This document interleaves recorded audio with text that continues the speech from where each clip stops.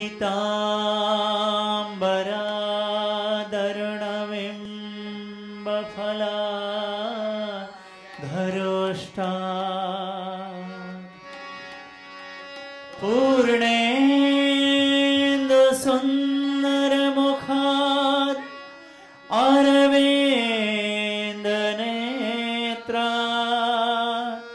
कृष्णात् परं किमपि त्वमहं न जाने। नीलाम्बुजश्यामलकोमलाङ्गं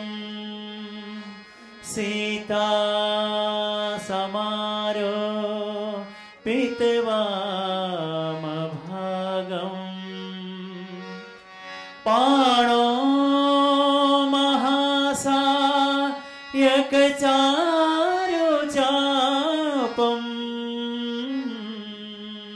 नमामि रामं रघुवंशनाथम्।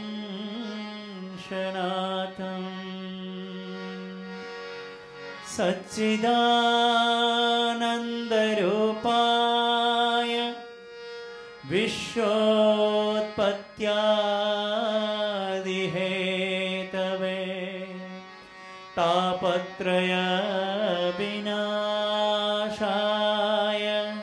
श्रीकृष्णाय वयं नुमः। कर्पूरगौरं करुणावतारं संसारसारं भुजगेन्द्रहारं सदा वसन्तं हृदयारविन्दे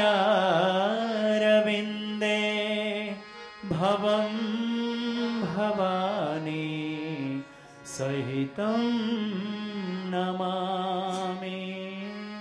भवं भवानी सहितं नमामि।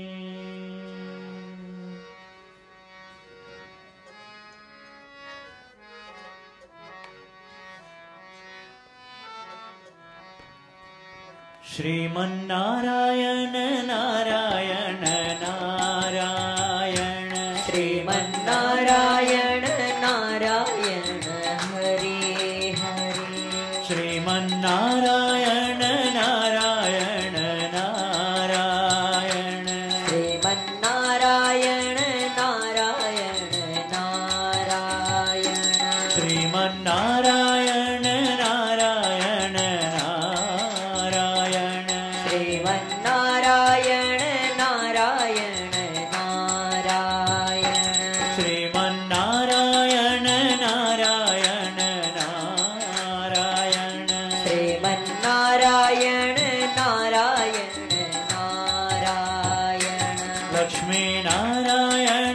नारायण नारायण लक्ष्मीनारायण नारायण नारायण लक्ष्मीनारायण नारायण नारायण लक्ष्मीनारायण नारायण नारायण लक्ष्मीनारायण नारायण नारायण लक्ष्मीनारायण नारायण नारायण लक्ष्मीनारायण नारायण नारायण श्रीमन्नारायण नारायण नारायण श्रीमन्नारायण नारायण नारायण भजमन्नारायण नारायण नारायण भजमन्नारायण नारायण नारायण हरि ओम हरि ओम हरि ओम हरि ओम हरि ओम हरि ओम हरि ओम हरि ओम श्रीमन् Narayan, Narayan, Narayan, Sriman Narayan, Narayan, Narayan. Bhajaman Narayan, Narayan, Narayan, Bhajaman Narayan, Narayan, Narayan. Satya Narayan, Narayan, Narayan, Satya Narayan, Narayan, Narayan. Satya Narayan, Narayan, Narayan, Satya Narayan, Narayan, Narayan. Bhajaman Narayan, Narayan, Narayan, Bhajaman Narayan, Narayan, Narayan. Sriman Narayan, Narayan, Narayan, Sriman Narayan, Narayan, Narayan. Ram नाम रटते रहो जब तक घट में प्राण कभी तो दीन दयाल के कभी तो दीन दयाल के भनक पड़ेगी कान श्रीमन नारायण नारायण नारायण श्रीमन Narayan, Narayan, Narayan. Lakshmi Narayan Narayan Narayan Lakshmi Narayan, Narayan Narayan सर्वे भवन्तु सुखिनः सर्वे सन्तु निरामया सर्वे भद्राणि पश्यन्तु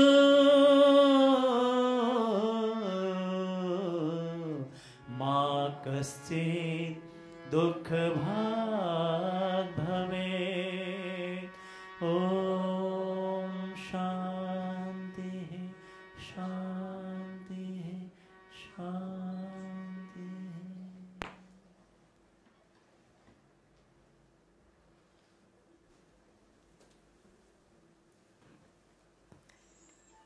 Welcome. Welcome to Satsang, everyone. Let's take a few minutes for a meditation before we begin. So just close your eyes wherever you are. Try to keep the back as straight as you can. Not rigid, but gently straight.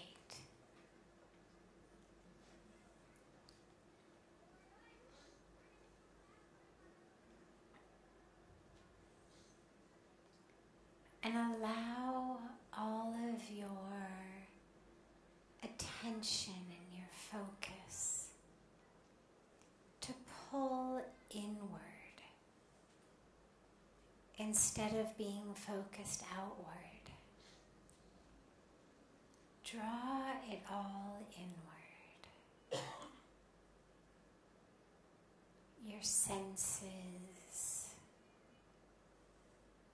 your awareness, your attention. Bring it all in.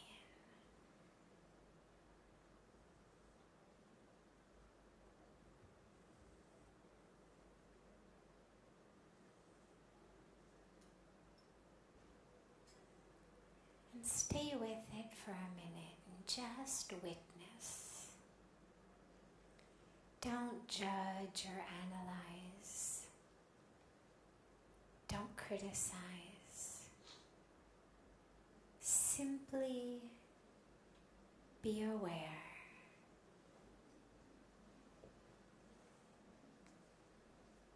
Of the experience inside of you.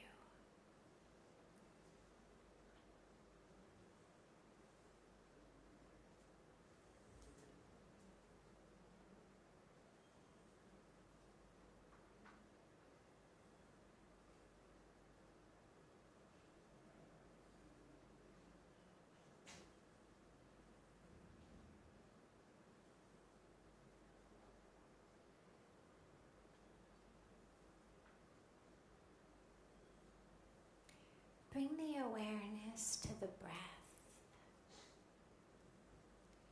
but not up in your chest and lungs. Bring the awareness to the breath, low in your abdomen, below your belly button, about 2 inches below your belly button. Bring the awareness to the breath there. So allow yourself to feel like as you inhale, you're inhaling there. And as you exhale, you're exhaling from there and back to there.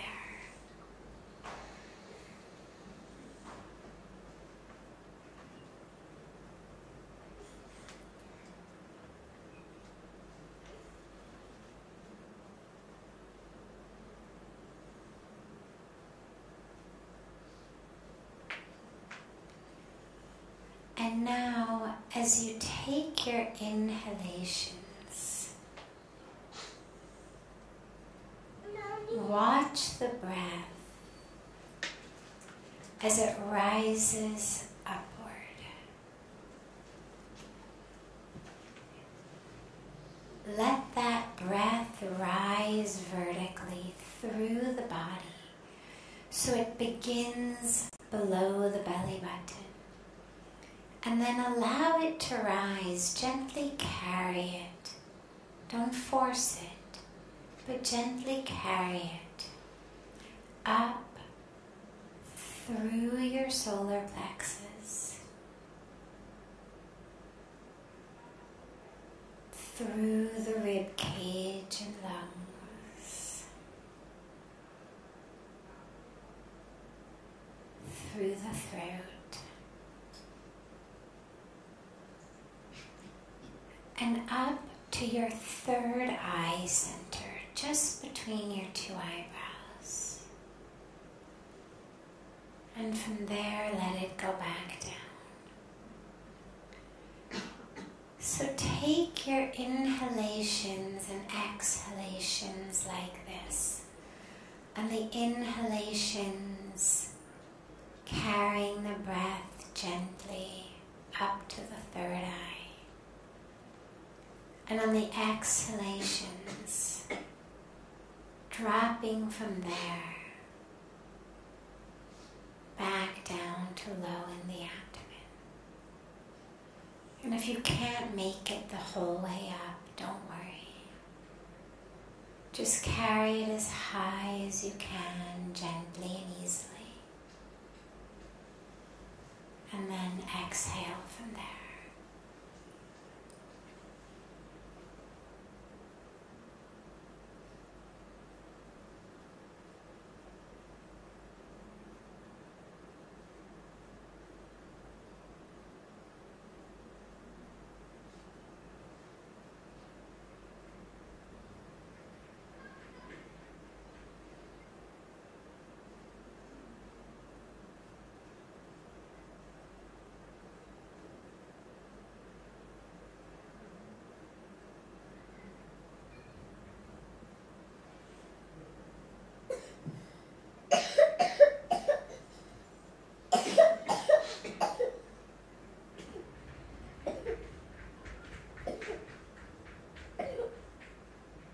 If sounds come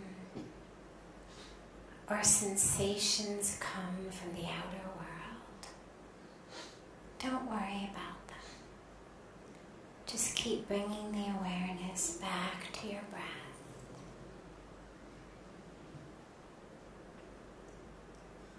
As you carry it upward to the third eye. And drop down with each exhalation, back down to that space below the navel.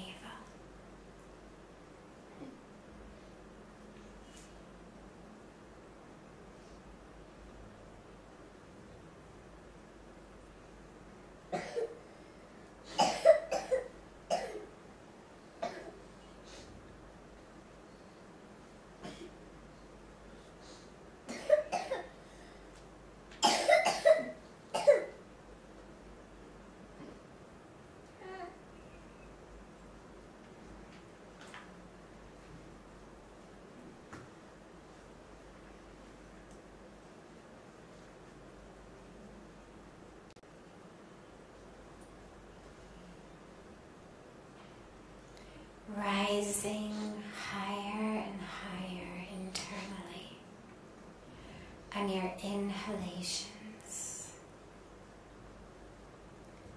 and dropping deeper and deeper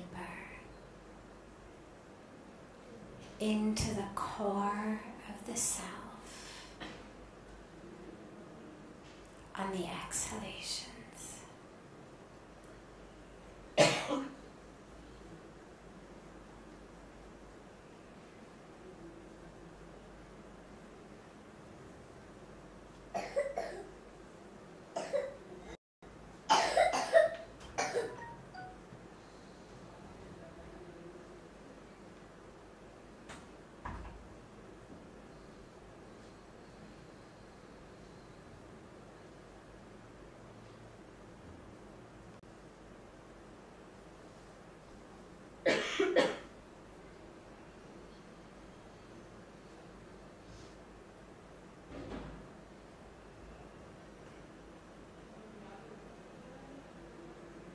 Gently bring the palms of your hands together at chest level in Namaste.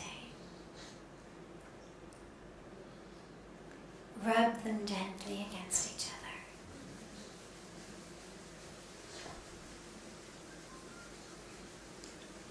And place your cupped palms over your eyes.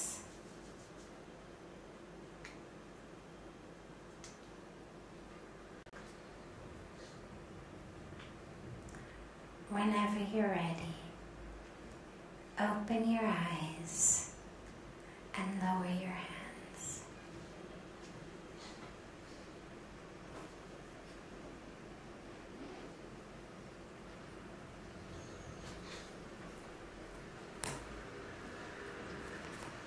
Welcome again to Satsang.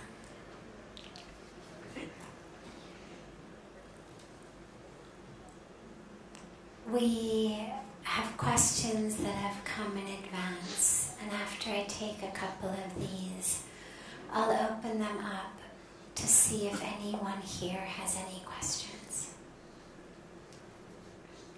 And we'll start with our students, if any of them have any questions. Can corruption of character be purged? Of course. As Puja Swamiji always says, whenever you wake up, it's morning. Character, it's not something that is like a birthmark, that, you're born with it, and unless you get it surgically removed, it's there forever. Your character is actually ever evolving based on what you do. We are creating our character. And so if your character has gotten corrupted, well, that's because on some level, consciously or unconsciously, you've allowed that to happen. You've made conscious or unconscious choices toward greed, toward dishonesty, toward lust, toward whatever it is. You've made enough of those decisions to act out of greed, to act out of lust, to act out of dishonesty, to act out of lack of integrity, that becomes your nature. The more I do something, the more likely I am to do it. There's a saying, actually, that goes something like this. From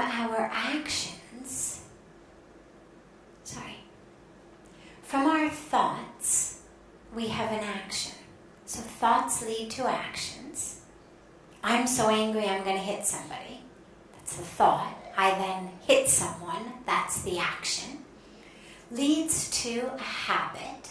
So I was angry today, I hit someone. If I do that enough times, I'm going to develop a habit of hitting people.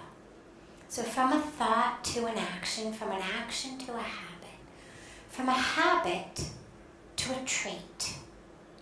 Anger and violence becomes part of who I am. From a trait to a character gets much more deeply ingrained. I become angry and violent to a destiny. So my thought leads to an action, my action leads to a habit, my habit leads to a trait, my trait leads to a character, and my character leads to my destiny. But anywhere along the way, I can introduce free will, and I can change that. It's not like dominoes. If you set up dominoes and you hit the first one, there's pretty much almost nothing you can do unless you are super fast to get in there and prevent all of the dominoes from falling. But working with our own traits and characters and destinies, we actually have a fantastic tool, which is our free will. And our free will to cultivate and then use intelligence. Intelligence says, wait, I hit someone again yesterday. My God, I feel really badly about that. I gave someone a black eye. I gave someone a bloody nose. I didn't realize it was so hard. I've really started to become violent. This is not right. That's my intelligence coming in. That's not right. And then I have the power to say, okay, I'm not going to hit anyone anymore. If it's become so deeply ingrained that I find myself hitting someone before I even realize I've hit them, I'm going to ask for help. I'm going to ask for help, whether it's from a spiritual person who's going to maybe teach me how to meditate. Because when I meditate, I learn that even though it may seem instantaneous, it may seem that I acted before I thought, actually there is this space. There is a space between a thought that says, oh my God, I'm so angry, or who the hell do you think you are, and hitting someone. But for most of us, it's so quick that we don't even realize. We may not even realize there was a thought. We may just see the action. But meditation teaches us how to find that space between the thoughts. So I may get help from a spiritual teacher.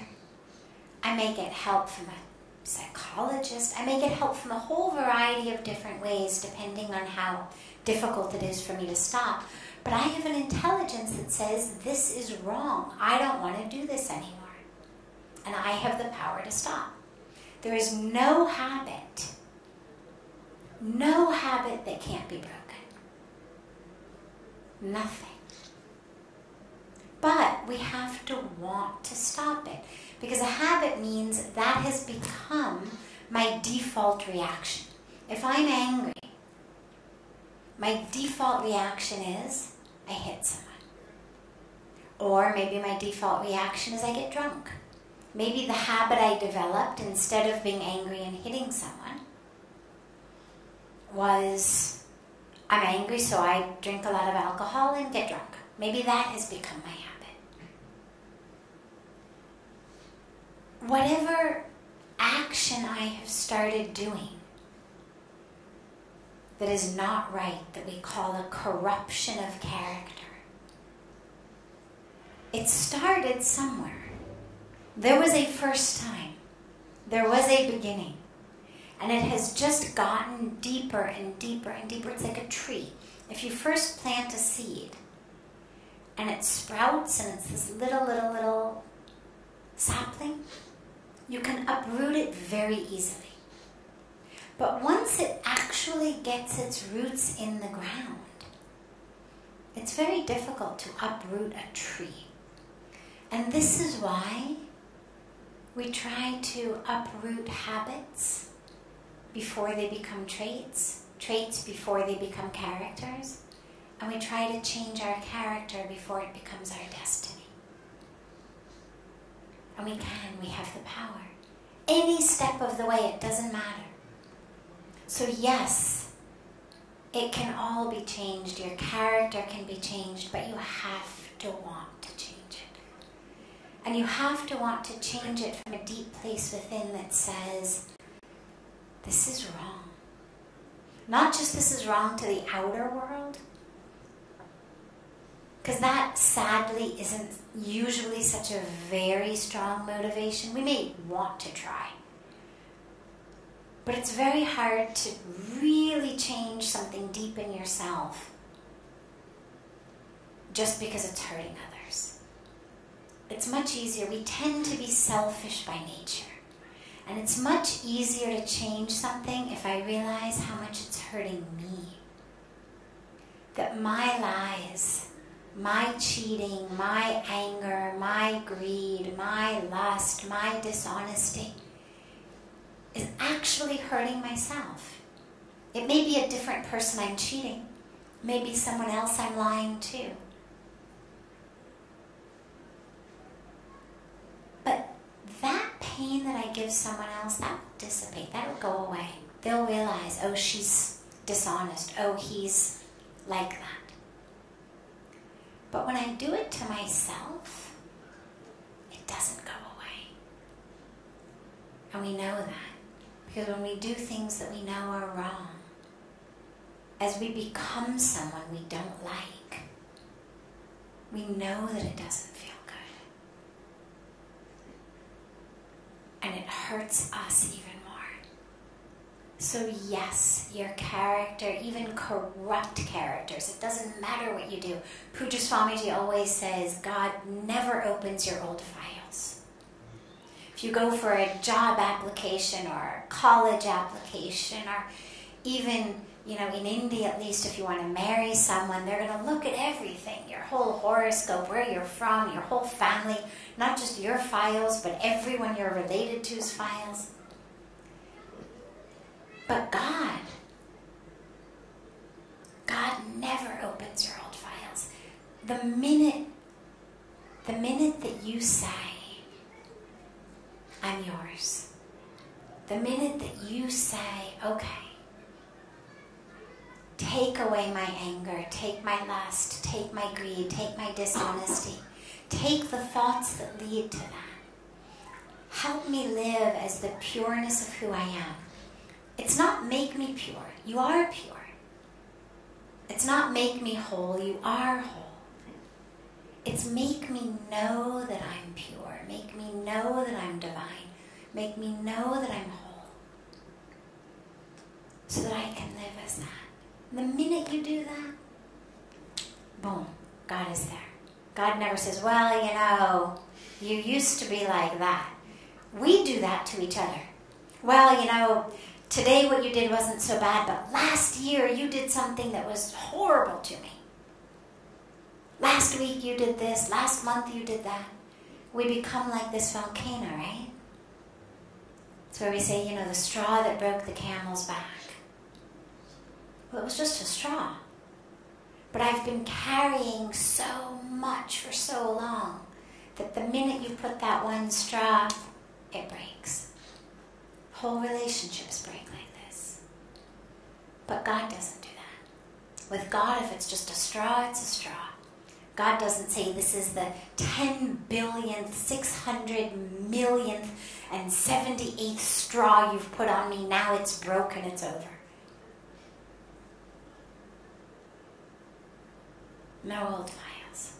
So, whatever in you feels wrong about you, just be done. Be over. Let it go. Give it to Ganga. And start fresh. I know it's not easy. It is simple. But simple and easy, sadly, are not the same things. Not easy, but simple. Just means we have to try. But it can absolutely, simply be done.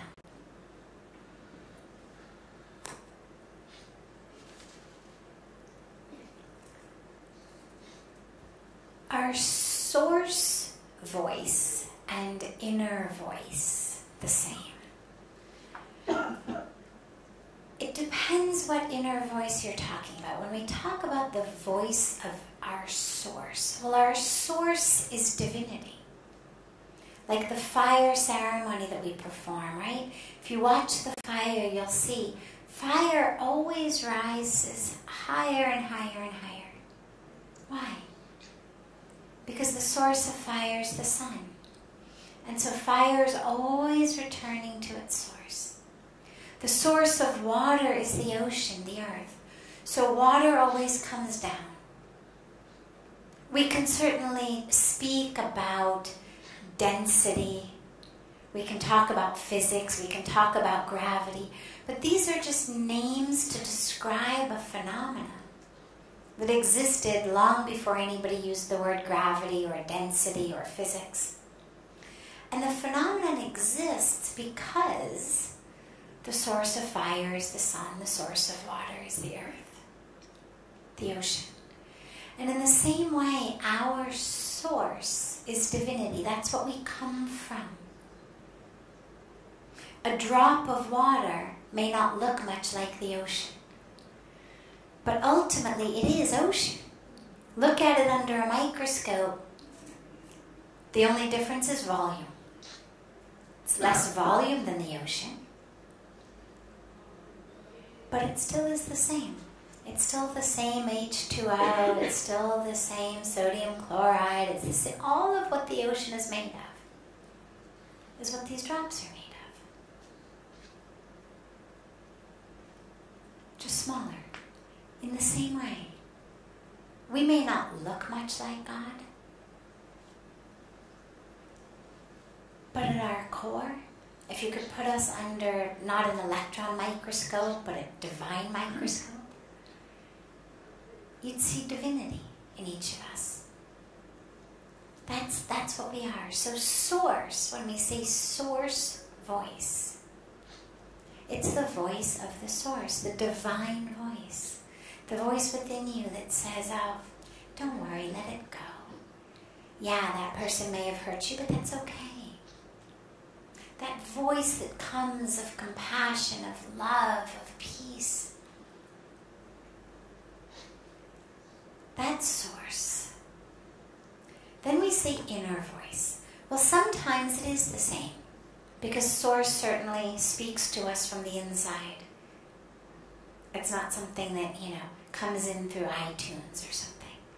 But when we say inner voice is not always divine voice, because our egos speak to us from the inside.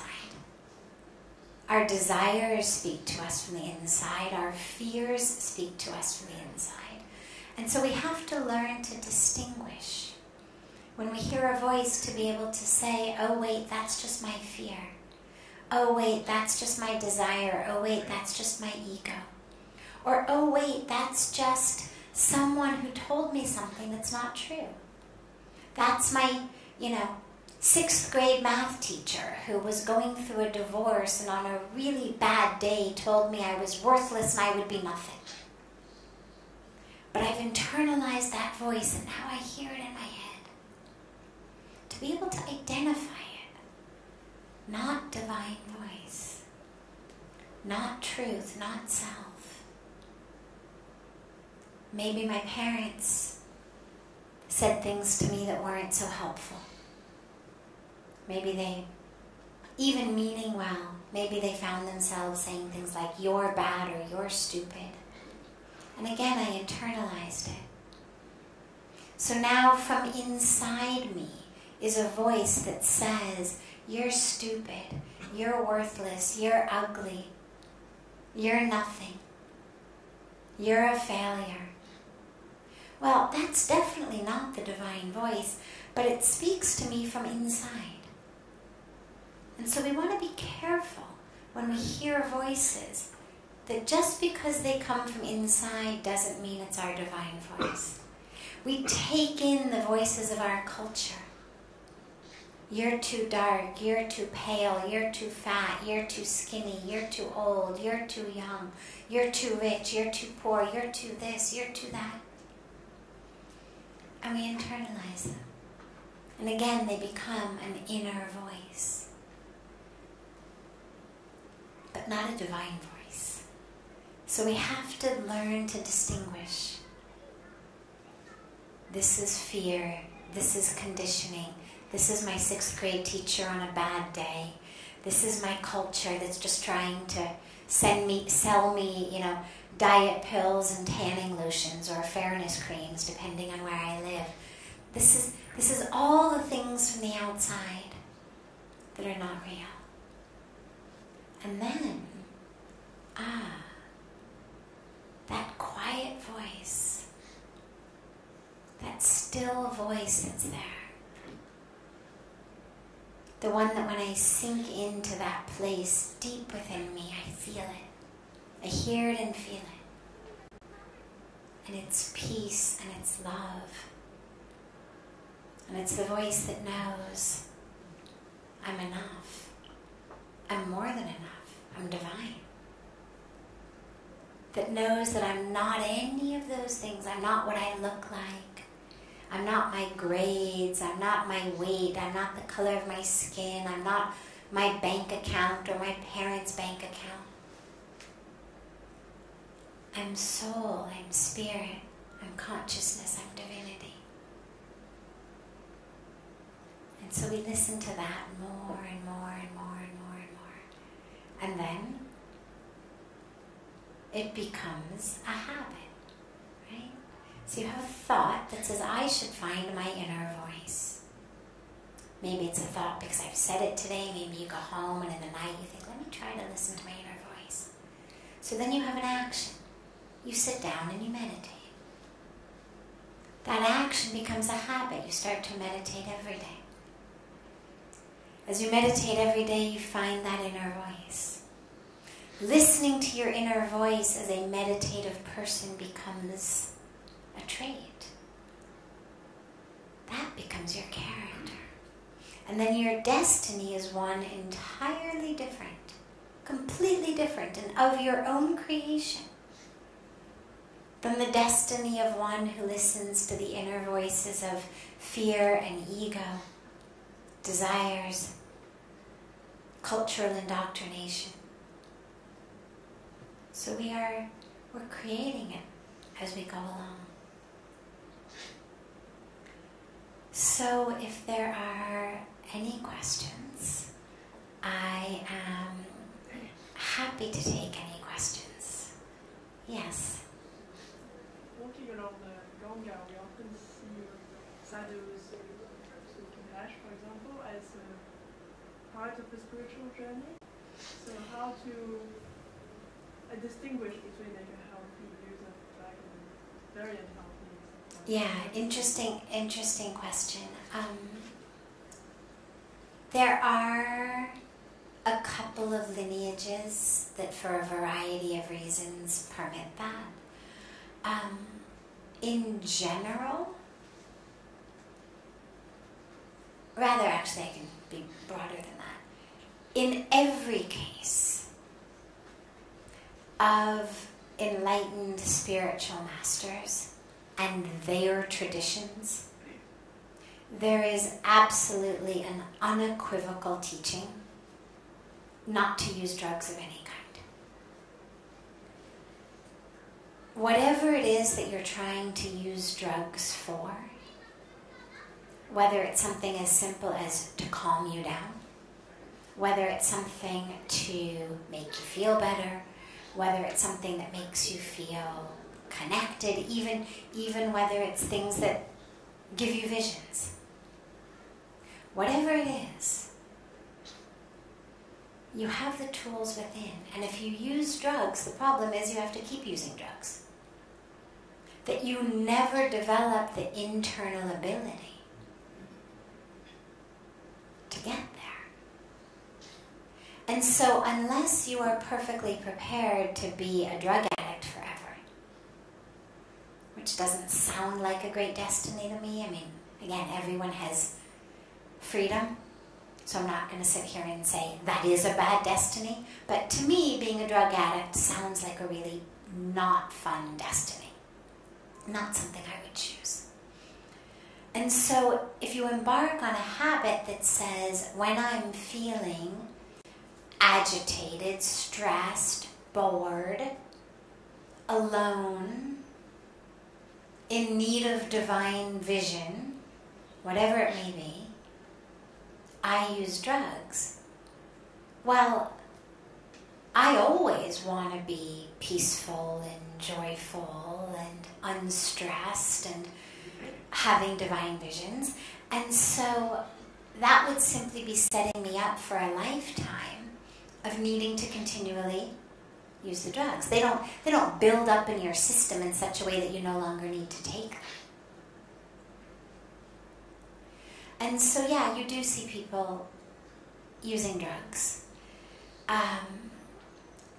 I've been here 22 years, deeply, deeply entrenched in the religious traditions, and having had the beautiful blessing of meeting the most renowned and revered spiritual leaders and teachers and gurus, and I don't know even one of them who says, yeah, this is a good idea.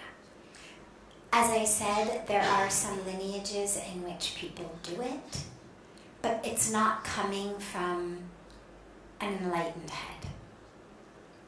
It's shortcuts. I mean, that's really what it is. They're shortcuts. And the problem is it doesn't last. And the other problem is, of course, that your brain changes accordingly, and so you actually need more and more of it. And you become even less and less able to access that without the drugs. So it's definitely not something that we, forget encourage, we don't even permit it. And I don't know any real enlightened leader or teacher or master who is even permitting this to be done amongst their disciples, their followers. Yes. She has something. Okay, I'm gonna, if it's okay with you, come. We have just a little policy of sort of reverse age discrimination, so youngest first. Yes, what is your question? You want to sit down? Okay. What is your question? My question. Go see if you can speak loudly, then everybody can hear you. My question is that whenever somebody says that when you get hurted, so what we should do? What should we do when we get hurt? When we get hurt in our bodies, like we fall, or when we get hurt in our heart? When we get hurt in our heart. Yes. Yes. What is the Band-Aid for the heart? The Band-Aid for the heart is love. Love is what heals our hearts. And sadly, that's also usually what causes the hurt, is when we love someone and they hurt us, then our heart hurts, right? Right? Is that what happens? We love someone and they do something or they say something and our heart hurts.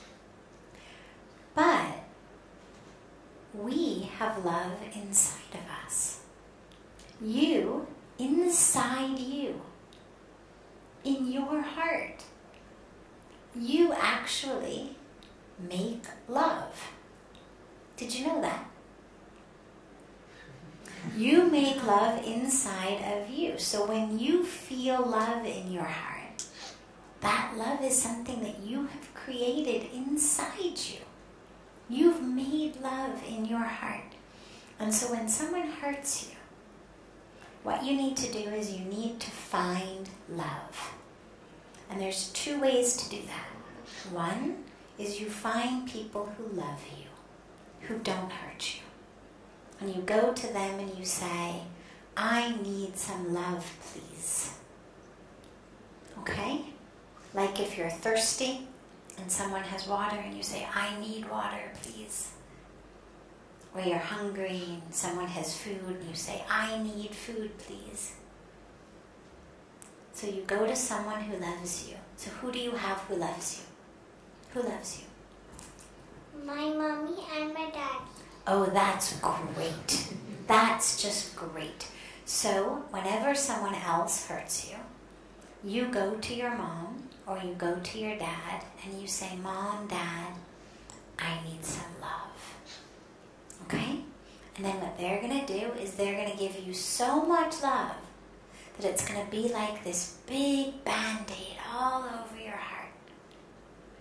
And it's going to make your heart feel better. And the other thing you can do is you can also close your eyes and you can feel love being made inside you. Because maybe sometime, maybe you're at school and mom and dad aren't there.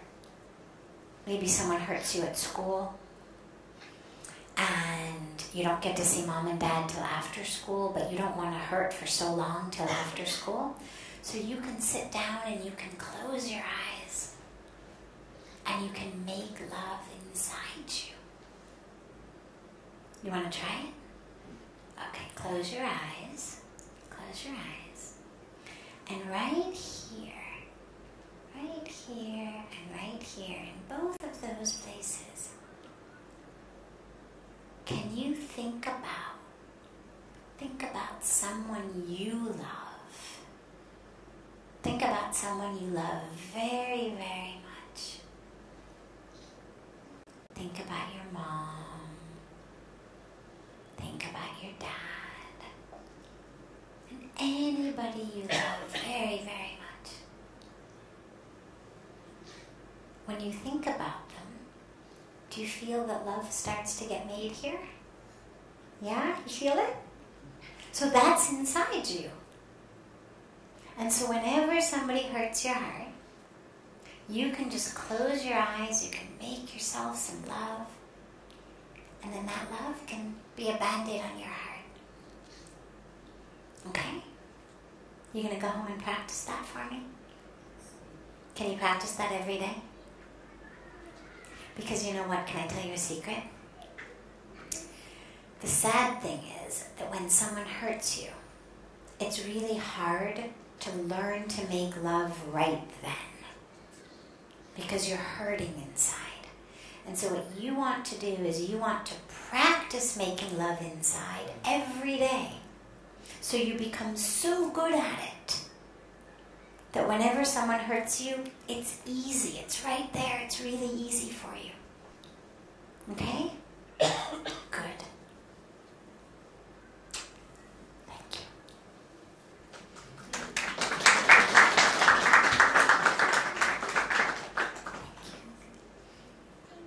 Yes, of course, thank you.